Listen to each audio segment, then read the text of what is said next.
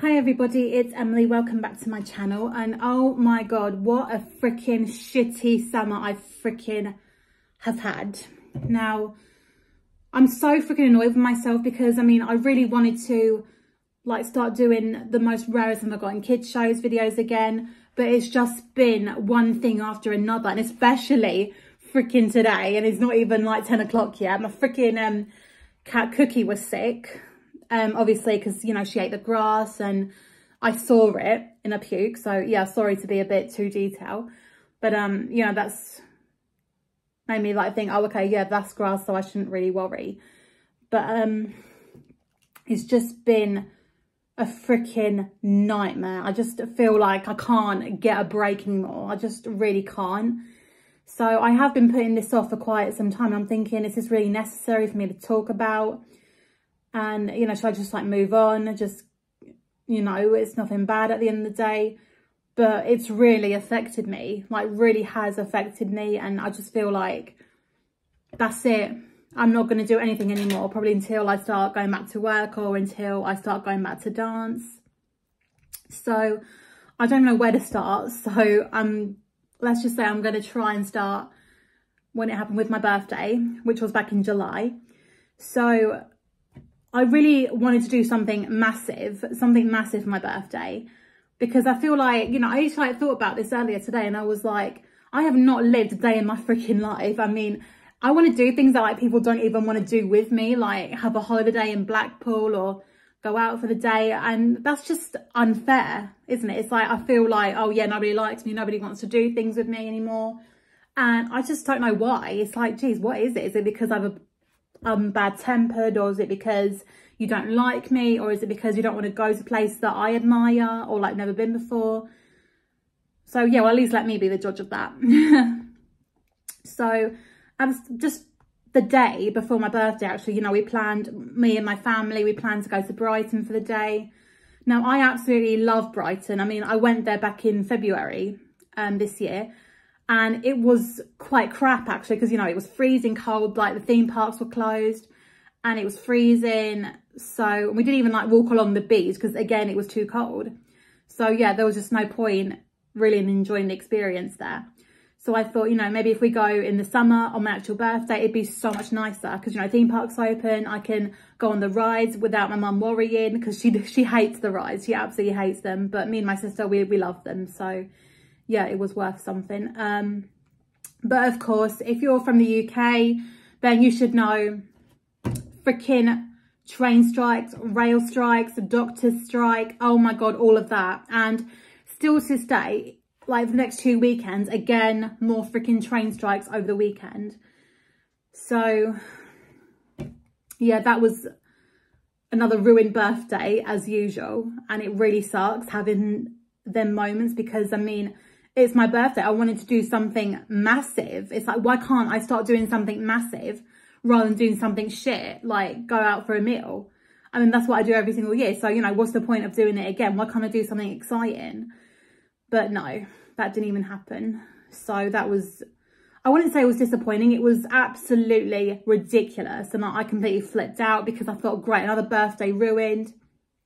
And I just didn't know what to do anymore. Didn't even know what to do.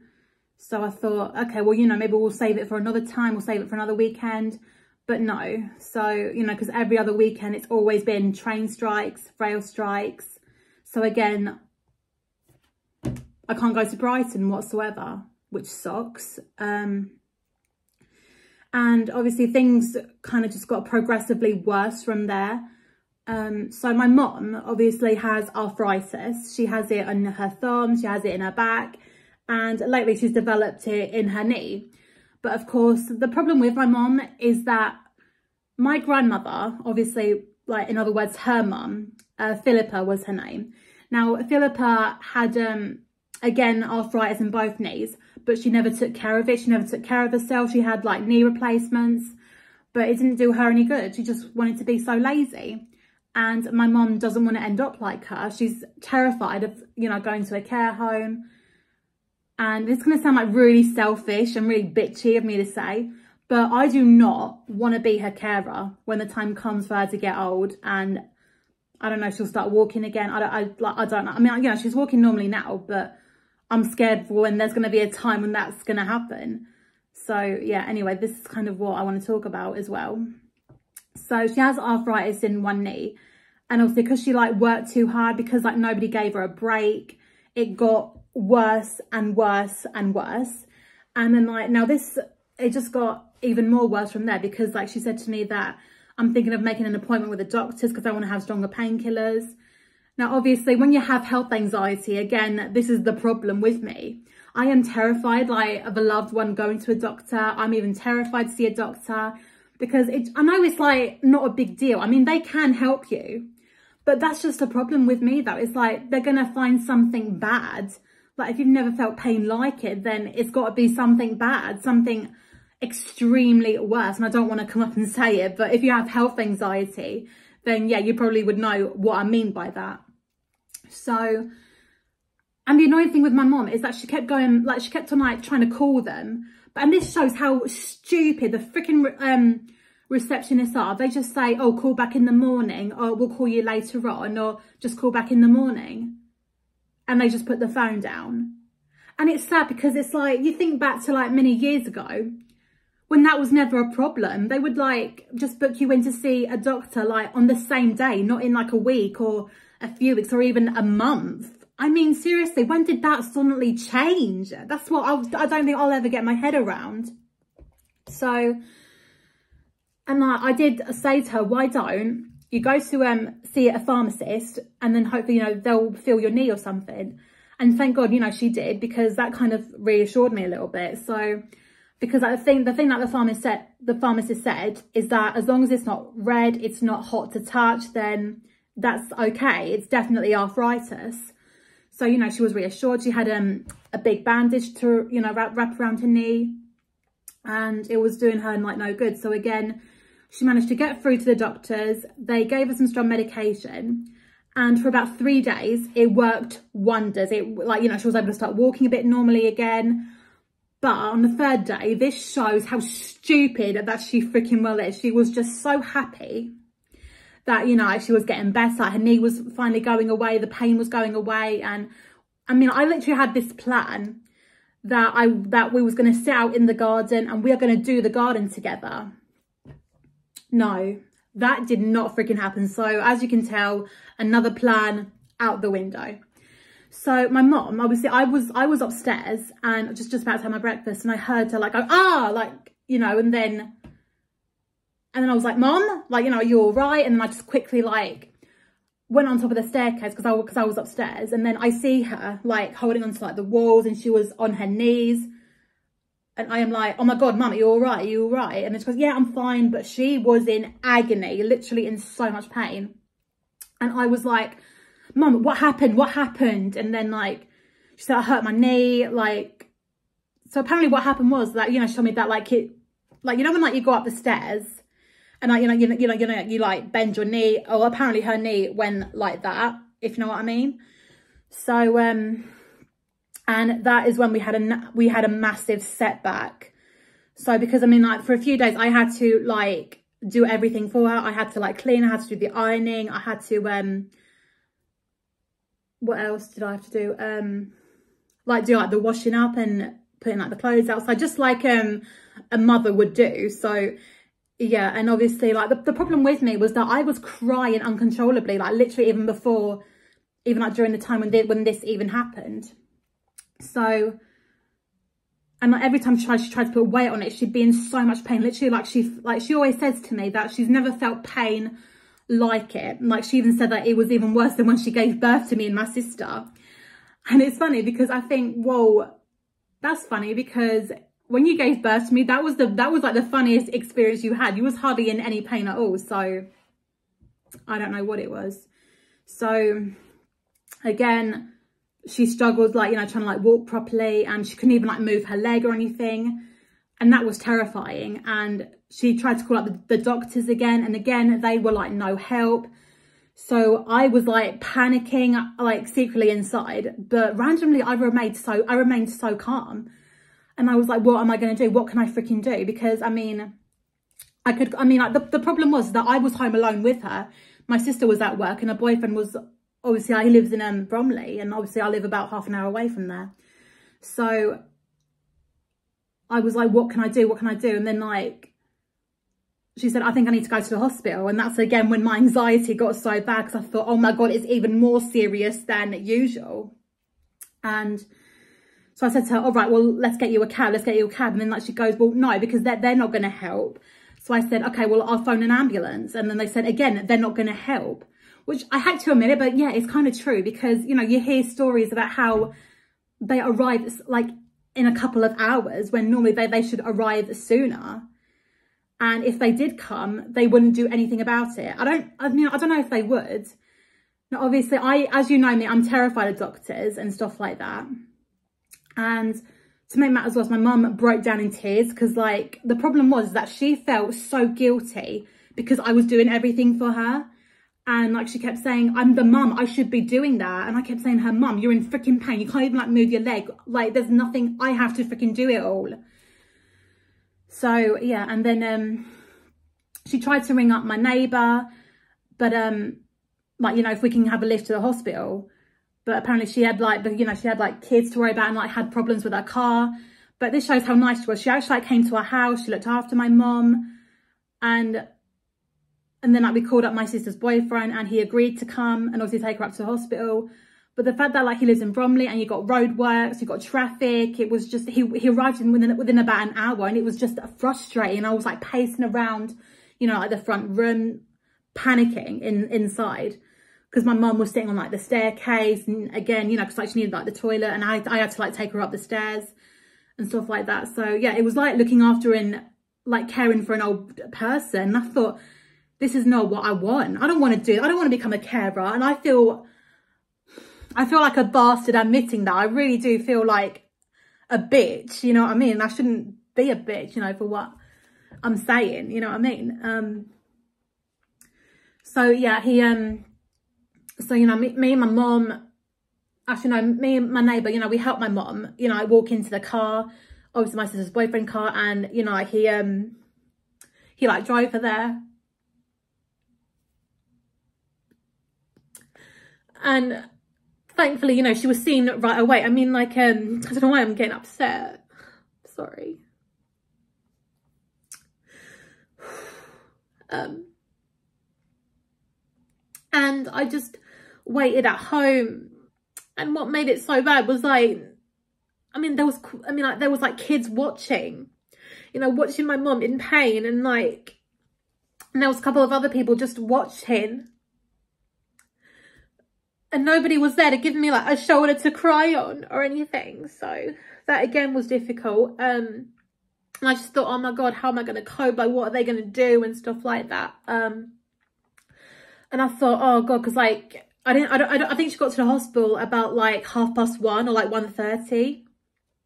And I thought she's not going to be home till about midnight, you know what I mean? Because like the waiting is so freaking long.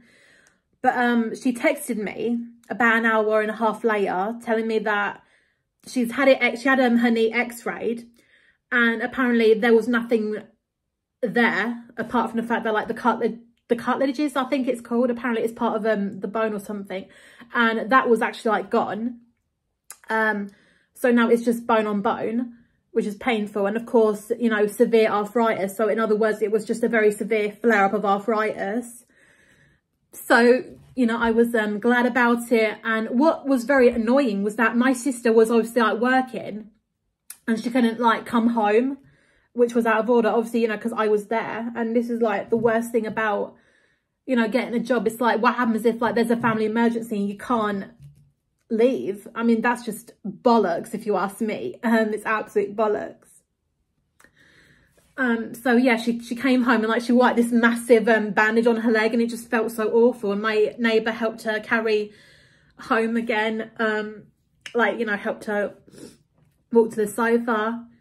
And I said, like, you know, to my mom, like, do you want, you know, a cushion on, you know, to put your leg on? And then like she said to me, I can't lift my leg, I can't lift my leg. And I was just like, well, what am I supposed to do? You know what I mean? Like, what more can I freaking do for you? What more can I do for you? So, and yeah, spent like the rest of the week, you know, just like, you know, crying uncontrollably. And I thought, and I was like, geez, man, this is getting so unhealthy. Like, this shows how, oh, I can't stop crying, I'm sorry. Oh, God, I'm an idiot. And, oh, God, what was I going to say? Yeah, because I was crying over like something completely stupid. Like, if I saw my mom, like, for example, like, you know, reading like the newspaper, again, I'd break down and cry. Or if I was like doing like the washing, again, I'd break down and cry. Or if my mom was eating, again, yeah, I'd cry. So yeah, that happened. And I was like, oh God, this is getting, this is getting extremely unhealthy for me now. So, and I thought, oh God, how am I going to stop this? Because this is, I mean, I was crying for about a week, literally a week, like without stopping. Oh, Cookie, you come to make me feel bad. Sorry. Sorry about her. Yeah, she came a little bit too close then. And I thought, oh God, what am I going to do? What am I going to do? And then I thought my only option was just to spend quality time with my mom. And believe it or not, it actually helped, because I mean, what I was doing was I was isolating myself. I really well and truly was isolating myself. And I thought maybe if I, you know, spend time with my mom, if I do the ironing for her, I do this with her. And it really did help me like stop crying uncontrollably. Like, I was able to feel a bit better. I was telling her how I was feeling and stuff like that. Okay, stop it. Yeah, so that obviously happened. Now, if you're wondering, like, you know, is she all right? Is she good? Yep, she's in good hands. She's back at work, and, you know, they're treating her a bit better. And what annoys me is that, whoa, it's a bit late now for should-haves, because before this happened, they took no notice of her whatsoever. So, I can't keep the camera still. I'm so sorry. So, yeah, and I was just like, oh God, like, how am I going to get out of this one for sure? How can I? Because, I mean, I've got no work, I've got no dance. So, again, I'm like, how am I going to stop, you know, like, crying uncontrollably? So, yeah, that's obviously what happened. And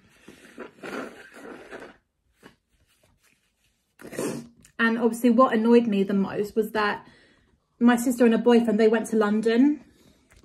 Hold on a minute.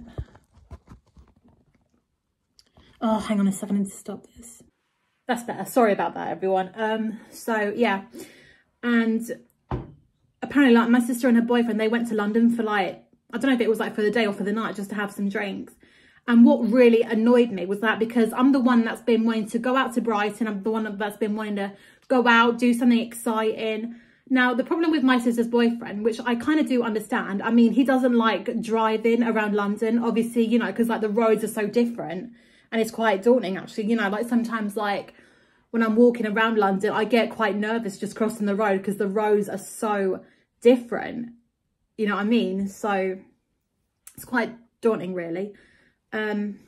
So yeah, and so I was annoyed at them for doing that, because I thought, and like the thing was that, you know, my mum's knee was all better now, and, you know, we went out for the rest of the week, but I couldn't even enjoy it. I really did not enjoy myself for it. I really didn't enjoy it. And because it's like, why can't we do things that I wanted to do during the summer? And I'm like, well, freaking train strikes, he's working.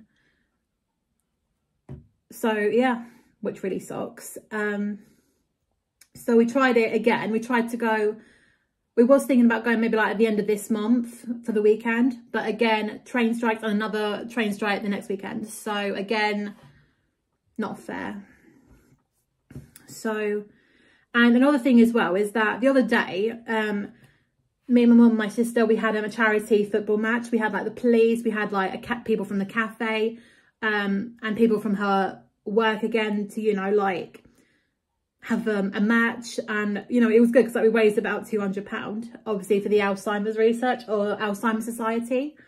So, but that kind of started off as a disaster. And again, that ended in disaster because we had like no idea where it was. And, you know, we obviously got the pitch for free. But it turned out to be permanently closed, so he was a little bit confused about it.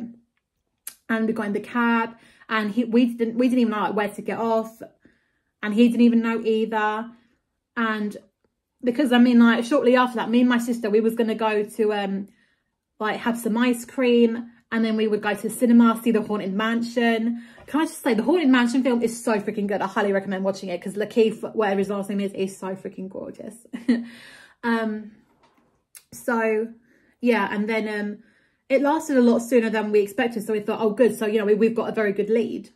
So because we didn't know where we are, obviously my mom phoned up the cab, you know, for like with like some man with her, and you know, they eventually got through. But when my sister tried to call for a cab, there was none available, which again freaking sucked. So I thought, oh fuck's sake, now how are we gonna, because it's like we're in the middle of like nowhere, we have no idea what this road is whatsoever. And then like we just agreed, okay, we'll let the four of us get into one car.